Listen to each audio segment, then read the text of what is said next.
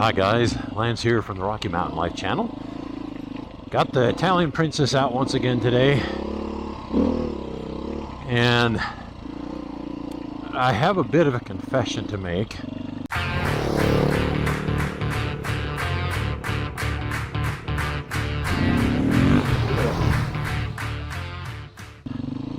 I can't say I'm lost because I'm not lost. I know where I'm at, I know where my truck is. But I've been trying to find, there's a single track out here in this vicinity, and I haven't been able to find it. So we're going to look around a little bit, see if we come across it up here at one of these intersections and trail markers. See if we can find us a little bit of single track. Kind of wanted to see how this bike does on single track. I'm sure the bike can handle it. I guess maybe a more accurate statement would be, let's see if I can handle it. But either way, I've never been here before. Don't know the terrain. Ooh, that's cool.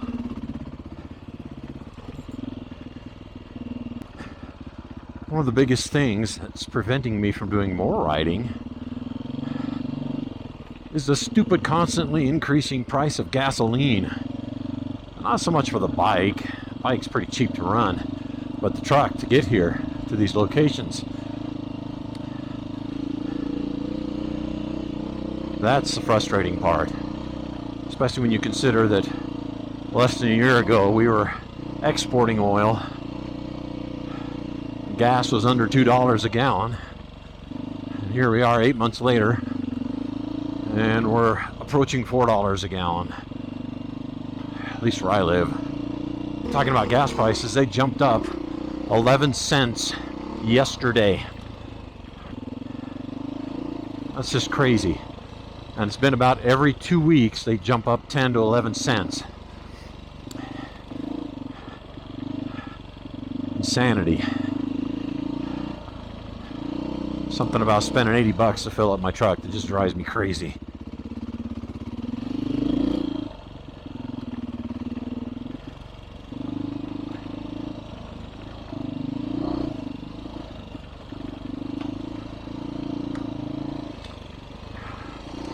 So I kind of have to be a little judicious with my fuel consumption.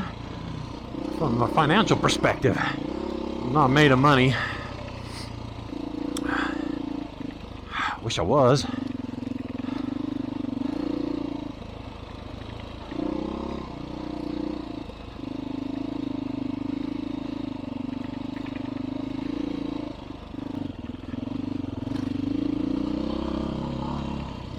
You know, when you have, maybe you guys don't ever go through this, but I do, and I'm having one of those days today.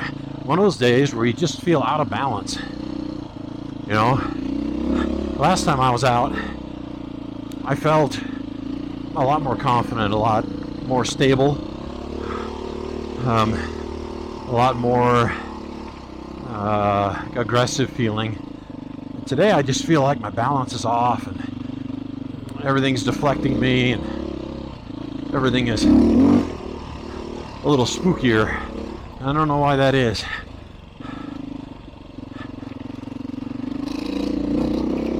I even air down my tires a little more than I usually do.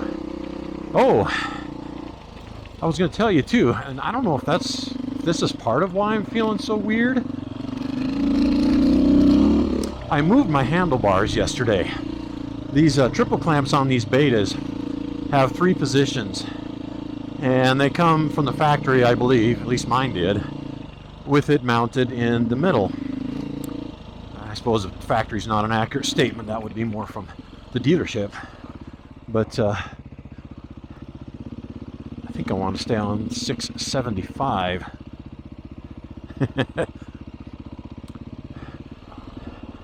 This is marked as a blue diamond.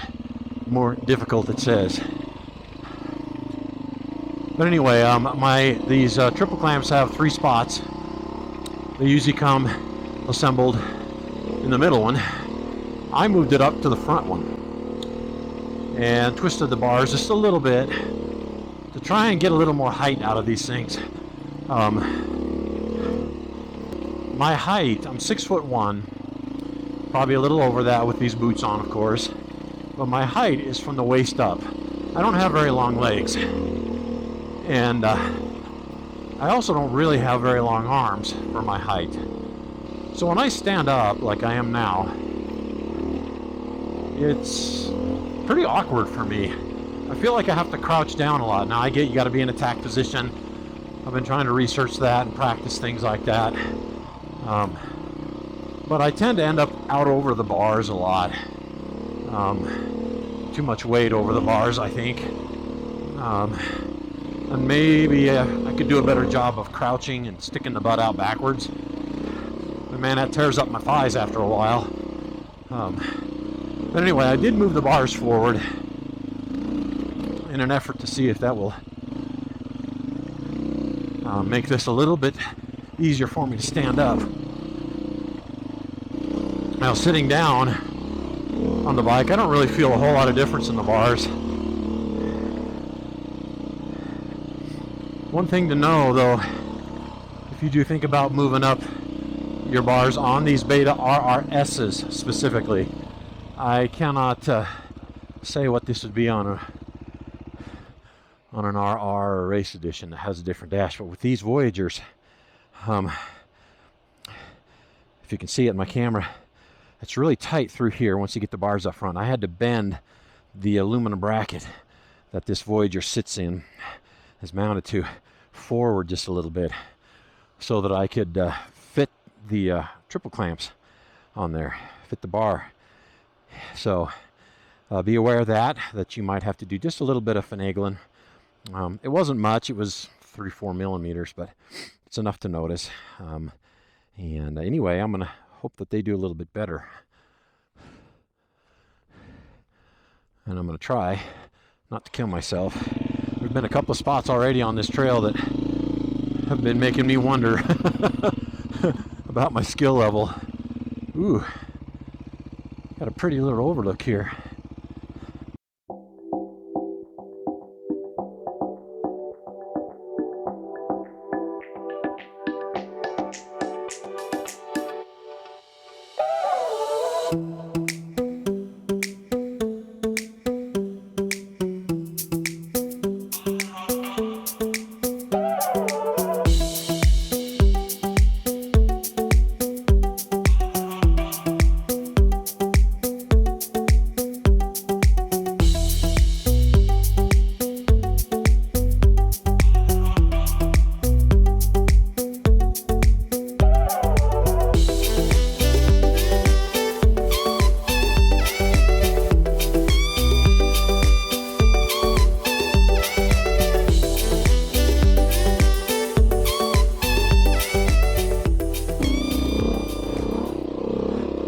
Well, as I always say, definitely a beautiful place I'm riding in. I'm starting to think that no matter where I go in Colorado, that's going to be the case. I'm okay with that. No complaints. I watched a video here a while back by a much more experienced off-roader. So I believe him. Don't take me wrong. Don't think I don't believe what he was saying. But he was saying that you should never use engine braking. You should either be on the throttle, not hard on the throttle, but you should either be on the throttle and, you know, at least maintaining a speed, or you should be on the brakes. And it should be your brakes that slow you down. And he was talking about, you know, being a smoother rider, flowing better will actually increase your times, like if you're doing track laps. But I can't do that. I depend on my engine braking for a lot of this, especially on this loose pea-sized gravel stuff downhill, you know. I have fears of locking up brakes and going off the trail. So when I go downhill like this, I'm happy to have some engine braking. And this is all beyond my skill level, I think.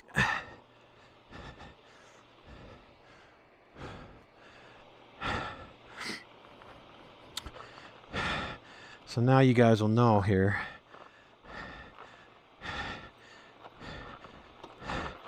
why I really try not to give much education on this channel as far as riding is concerned. I'll talk about things that I've heard and seen and read, but I am supremely unqualified to be training anybody on how to do any of this stuff, because I'm basically a beginner. Tight switchbacks like that with steep drop-offs on the side are not something I can just roll around very well. Maybe someday I'll get to that point, but that day is not now. Not yet. But at the same time, that is partly why I'm out here. If I don't ever step out of my comfort zone at least a little bit, I'll never improve my skills. Now, once again today, I'm out here alone, and I'm pretty far away from everything. So I really don't want to crash and hurt myself. I don't want to trash my bike, you know, that sort of thing. So I do have to be careful. But I also will not learn how to handle steep switchbacks, downhill, sharp switchbacks like that one that I walked through without trying it, you know.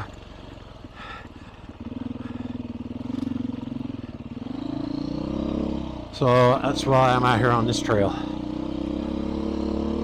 That, and it's gorgeous. I mean, that's the main reason I do this. Come out here and enjoy the woods, enjoy the scenery, enjoy the act of riding a motorcycle.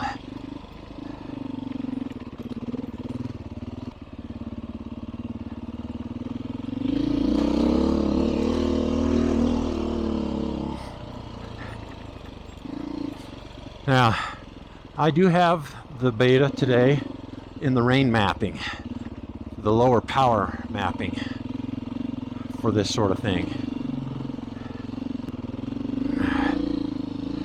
And having this lower power mapping on gives me a little bit more control for this slow speed stuff. But frankly, it still has way more than I need. I mean, it's not like it cuts the power, you know, by 80%. I don't even think it's cutting it in half. But it does mute the hit a little bit. Just enough that you're not, you know, looping it.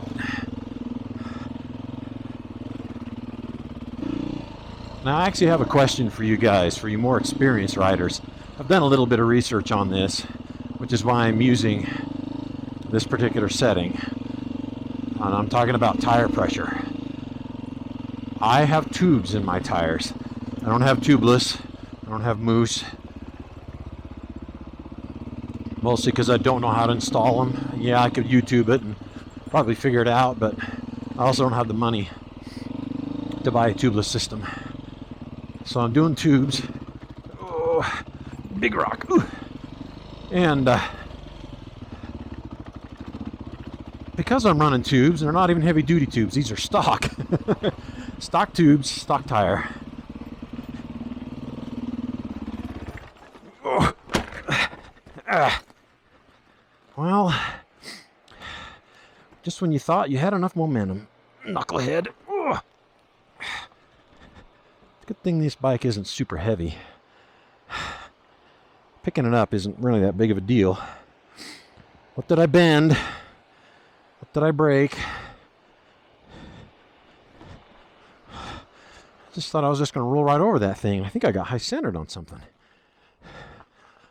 No, I don't see a mark of getting high-centered. Huh. So anyways, guys, while I look over this thing and landed right on the bar end, that's partly why I have those guards on there. I crushed that good and broke it. Darn it. My purdy beta is not so purdy anymore. But It's also why I have radiator guards on there. Anyways, guys, I was going to ask, what is a good tire pressure for off-roading? I did some research, like I said, a little bit, but I got my tires at 12 with tubes. But anyways, guys, as I was saying, I'm trying to walk that line between risking a pinch flat, but also trying to get grip. And because I'm out here by myself, really don't want to get a pinch flat on the trail. So I'm trying to keep enough air in the tires that I don't run that risk too much. But I don't know, you guys give me suggestions. Anybody that runs tubes? And what's a kind of a good balance? The article that I read last night said 12 psi. So that's where I'm at. You know, another thing I think has to do with how you choose that is your weight. You know, if you're running 10 psi and you weigh 200 plus pounds, that's going to increase your risk of a pinch flat over somebody who's 175 pounds and riding on 10 psi. It's weird. Sometimes I'll just suck at what I'm doing. Like when I tipped over back there, that was on a big steep rock, and I thought, oh, but you know, I better just go over this thing. Apparently I didn't have enough momentum or something, but I just literally I don't know if I stalled it. I'll have to watch the footage, and sometimes I'm okay, sometimes I suck. I guess that's the definition of being a noob. That would be me.